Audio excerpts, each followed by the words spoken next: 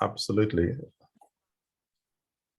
Let's kick off and hopefully more will join us. Interestingly, I had a bit of a challenge last year on this subject when my internet connectivity dropped. And I had a similar challenge 15 minutes ago when our internet dropped again. But thankfully, we're able to reboot the usual way to get these things working. I want to recognize the challenges of speaking on this subject, family finances, recognizing that we are in a pandemic with significant pressure on individuals,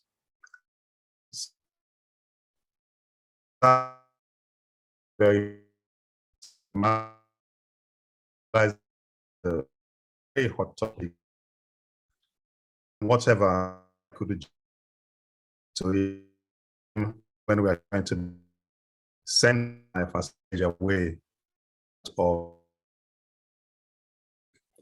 when relationships have been set to the limit, we spend whether late in lockdown. And I'm not approaching this subject of family finances as someone who has it all together, far from it, but as someone who knows the challenges of family life and family finances, and as someone who needs to do more, much more, to trust in the promises of God. And I hope that at the end of this session, we will not leave with guilt or feeling beaten up, but with an assurance that Jesus is the same yesterday, today, and forever. He's good, he's loving, he's gracious, he's faithful, and he's merciful. And as I was reflecting on this subject of family finances, the question came to mind: how does our Christian faith fit into money and financial management?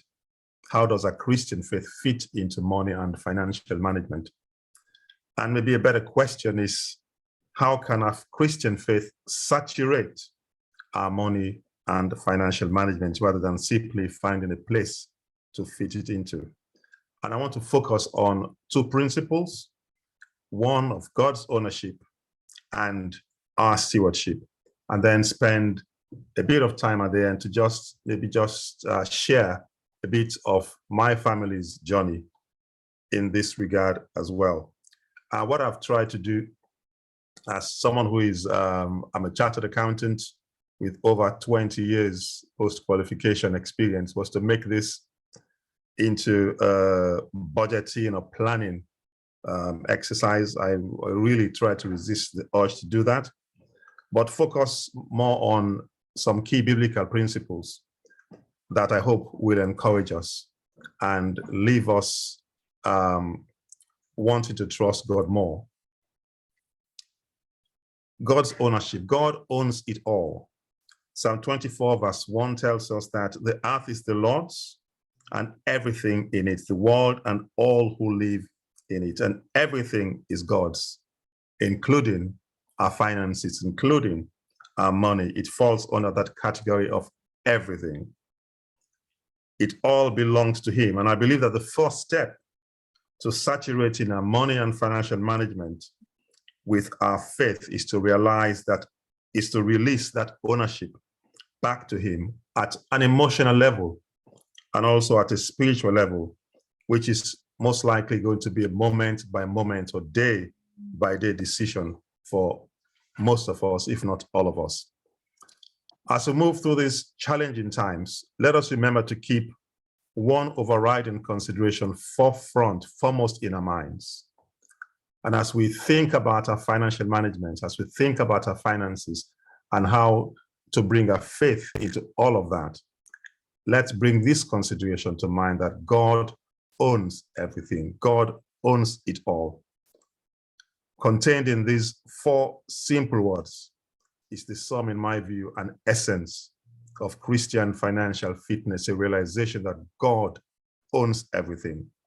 And if taken seriously, this concept leads us to some simple but profound conclusions about the way we ought to live our lives. And first of all, if God owns everything, then we are stewards. Our stewardship If God owns it all, then God has a right to whatever he wants, whenever he wants it, and we are only his stewards. And as stewards, we have no rights. And as stewards, all we have are responsibilities.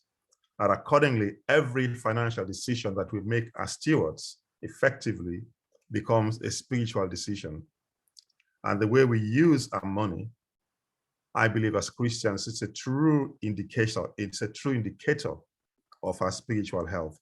The Bible tells us in 1 Chronicles 29:14, for all things come of you, of thee, and of thine own have we given thee. In our church, St. Paul's Crofton, we use this every Sunday as part of our offertory prayer. All things come from you, O Lord, and of your own have we given you. So first of all, if God owns it all, then our stewardship matters. If God owns it all, if God is the owner, then our role is that of manager. Psalm 8 verse 6 tells us, you made them rulers over the works of your hands. You put everything under their feet. And I believe another word for ruler is manager. God owns everything, and he puts us in charge of managing it. Our names may be in our bank accounts, our names may be in our investment statements, but because we are the managers or rulers of that money in those accounts, not the owner, because God owns everything, and God has given us this money to manage for him and on his behalf. Another definition of stewardship would be the use of God-given resources for the accomplishment of God-given goals, desires, and objectives. And what are the goals and objectives that God has given us? The Bible tells us in Jeremiah 29:11, a very familiar scripture. It begins by saying, for I know the plans I have for you, declares the Lord. What are the plans God has for us for our lives specifically? Are we living according to those plans? And are we using our finances for the fulfillment of those plans? If we are using the God-given resources for the accomplishment of our God-given goals, I believe we will be able to write a truly meaningful story of our lives. And as the Bible tells us again in Philippians 2:13, for it is God who has produced in you both the desire and the ability to do what pleases him. So God is producing desires within each of us, and those desires are the conviction that need to be directing the stewardship of our financial resources. And we need to be intentional about applying those convictions to each and every area of our financial stewardship. So because God owns it all, we are stewards, we are managers. And because he owns it all, we are in a growth process and a journey of faith. So we're not the finished article yet. So don't beat yourself up if you've not quite got there yet. We are still in this growth phase, this growth process and a journey of faith. Our time on earth is temporary and is to be used for the Lord. So money and financial and material possessions are an important part of this picture. When we faithfully keep the charge that God has entrusted to our care, we move closer to Christ, we become more and more Christ-like. If God owns it all, so how much we have is truly not important. If God owns it all, we need to learn how to hold with an open hand whatever he chooses to give to us, little be it or much. The question of stewardship is not about whether we have a good income, are saving in truckloads, paying off our debts, or giving money away. Whilst each of these can play a critical role, I believe they are more a result of an intentional surrender of our lives to the specific desires God is producing within us. And I believe the real question is whether we have identified the desires God is producing in us, and are we willing to pursue those desires at all costs?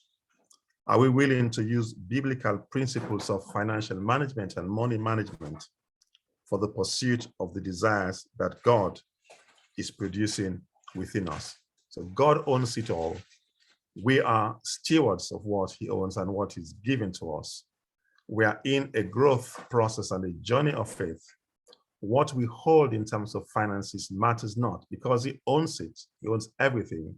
He determines how much he gives to us, little be it or much. Our responsibility is to be stewards, to be faithful servants. At this stage, I just want to just talk to you a little bit about my family and our journey in this regard. I've been married to Jennifer for just over 30 years now, and the Lord has blessed us with 4 children, and they are young adults now, between the ages of 28, 26, 25, and 22. And we've been living in the UK for close to 40 years now, I believe.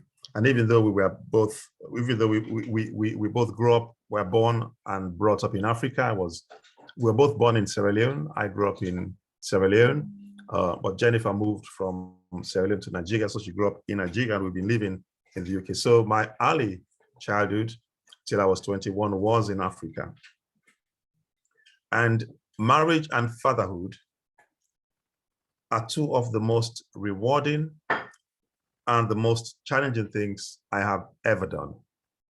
They're 2 of the most rewarding and 2 of the most challenging things I have ever done. As an accountant, I bumped into this research many years ago, even before I got married, that by the time a child gets to 21, it would cost about £200,000 to bring them up in their upkeep. That's what it would cost you to raise a child to the point to when they get to 21. That was the research I bumped into. And so I thought, well, to keep it really neat and tight, we could only afford, if we work hard, we could only afford 2 children. So, but then God had other plans, and he, as much as we tried, he, overruled our plans and gave us 2 extra children. And so I kid you not, every time we had, when my wife told me that we were expecting child number 3, child number 4, I went through the Bible, went to the book of Psalms, and read the passages that tell you about children being a blessing. Children are a blessing. Children are a blessing, because I see the world through pound signs, dollar signs, and I became extremely fearful that how on earth are we going to afford to raise 4 children, particularly when they are so close in ages. And one of the ways that God proved his faithfulness to us was that, I'm sure you have it in a lot of your countries, that women take maternity leave. My wife was working at the time, and she took between 9 months and 12 months of maternity. And that meant a significant loss of family income for us. But interestingly, during the time when she's off on maternity leave, it seems as if God would always find a way of maybe me landing a consultancy project that will almost exactly make up for the deficit that we have lost. And so that for me was one way of God proving his faithfulness, that he owns it all, and we are stewards of what he owns and what he's chosen to give to us. And some 29 or so years ago, I lost my father. And as a result of that, both my parents were living in Sierra Leone at the time. And around that time, not too long after that, my mom retired. And she then came to live in the UK. And my mother-in-law was also living in Nigeria, came to live in the UK. And we had 2 kids at the time. And that was such an amazing way for God providing and God supporting us in our journey of faith and supporting and underpinning our family finances. Because my mom lived a few minutes drive from us. My mother-in-law was just a few minutes drive from us as well. And together, they just helped us tremendously with childcare. And before that, as I'm sure you all, you're all aware, childcare costs a fortune, particularly in these parts. They cost a fortune. And without their support, without their input, I'm not sure how we would have coped, not only at a financial level, but just to have the time when you can just, you just need some space, you know, as a couple to be yourself, to chill out. They were just there, and the Lord provided them as an amazing resource for us. And just to be real and keep it honest, I'm a warrior. I constantly worry about things. And particularly, you know, when you have an awesome responsibility of being a husband and a father. Whereas my wife, Jennifer, seems to be this calm and has this quiet confidence that God will not fail us and that he will always provide for us. Now, I remember going to a summer camp some 10 odd years ago. It's a Christian summer camp. And I came out of one of the sessions, and walking back to our caravan, I just had this communication with myself. But Victor, how would you live? How would your life change if we are to truly believe that God is your source of everything? How would your life change if you really were to truly believe that God owns everything and God is your source of everything? And immediately the answer came. I would live a life free of fear. I would live a life free of worry. I'll live a life free of anxiety, and I'll live a life of peace. So the problem really is not about God. The problem really, the issue was about me believing that God is my source and trusting God completely, totally for everything and anything. And that has been my challenge as a Christian, you know, in this particular this area of family finances. But I constantly say to God, you know, why don't you make it easy for me? Why don't you just, you know, give me a magic wand? I could just, you know, swipe and things will just happen. But then the Lord said to me, no, I'm not going to change my word to suit your convenience. The word says, trust in me, believe in me, depend on me, see me as your source of everything. And that's the journey that we have been on as a family. So it came a situation where my children my eldest son wants to go to university. And I went to the open day, as you would do, you know, as we kept, you know, going from university to university. Remember, the very first one we went to, bear in mind, this was our first, and not having grown up in the UK, we didn't really understand fully what the university, how to navigate the university system. So I attended one of the seminars with him on student finance. And it dawned on me through the seminar that it was going to cost us as a family X amount to underwrite, because the grants that you get, the loans that you get, they do not fully cover the entire cost of university study. And it would fall to us as parents to do that. And I remember coming out of that seminar, again, full of fear and anxiety about, oh my goodness, how is this going to work, particularly the 4 kids. And then I did the calculation that it will come a point when 2 of them will be at university at the same time, so it will double the cost. So as this fear and trepidation and anxiety was gripping my heart, I just had this gentle voice saying, give it to me. Why worry about it? Let me take care of it. And almost immediately, the peace of God just flooded my heart. And again, it dawned on me that God owns everything. God is the owner of everything, and we are just mere stewards, and all we need to do is to trust him. And I'm delighted with, to say to you today, all our 4 children went to university, and the last 2, this year is going to be the final year when finally we're going to be paying any cost towards university fees. And this has been not because I'm this mighty man of faith. Through my fears, trepidation, God has literally dragged me kicking and screaming, with my wife being this calm, gentle woman of faith beside me, trusting that God is going to take care of us. So I want to finish off by leaving you with the words in Matthew chapter 6, which has always ministered to me. And the Bible says, therefore I say to you, take no thought for your life, what you shall eat or what you shall drink. And it goes on to say, but seek first the kingdom of God and his righteousness, And all these things will be added onto you. All these things will be added onto you. So it's about organizing